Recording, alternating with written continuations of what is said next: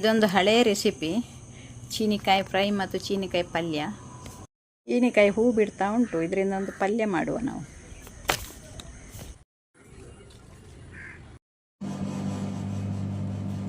ಈ ಹೂವನ್ನೀಗ ಕ್ಲೀನ್ ಮಾಡುವ. ಕ್ಲೀನ್ ಮಾಡಿ ಆಯಿತು. ಈಗ ಇದನ್ನು ಫ್ರೈ ಮಾಡುವ ನಾವು. ಸ್ವಲ್ಪ ಪಲ್ಯ, ಸ್ವಲ್ಪ ಫ್ರೈ ಮಾಡುವ.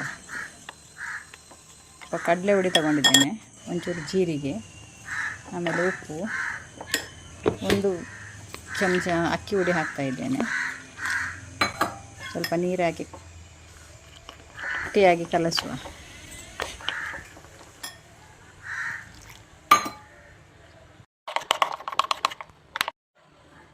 ಚೂರು ಸೋಡಾ ಹುಡಿ ಹಾಕ್ತಾಯಿದ್ದೇನೆ, ಜಾಸ್ತಿ ಬೇಡ.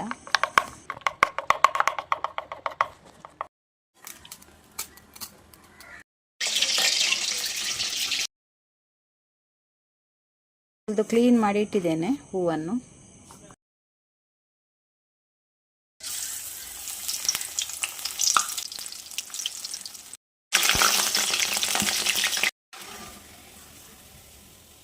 ಫ್ರೈ ಆಯಿತು ನೋಡಿ, ಈ ಥರ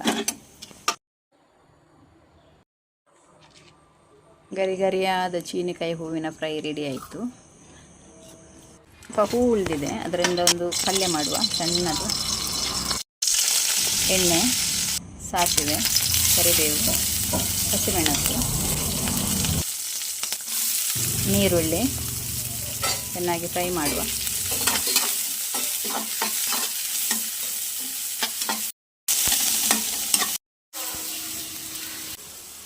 ಒಂದು ಟೊಮೆಟೊ ಕೂಡ ಹಾಕ್ತಾ ಇದ್ದೇನೆ.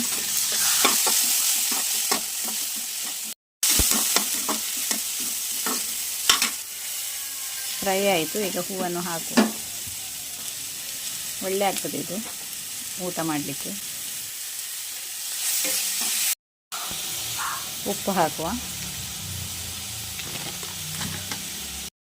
ರೆಡಿ ಆಯಿತು ಚೀನಿಕಾಯಿ ಪಲ್ಯ.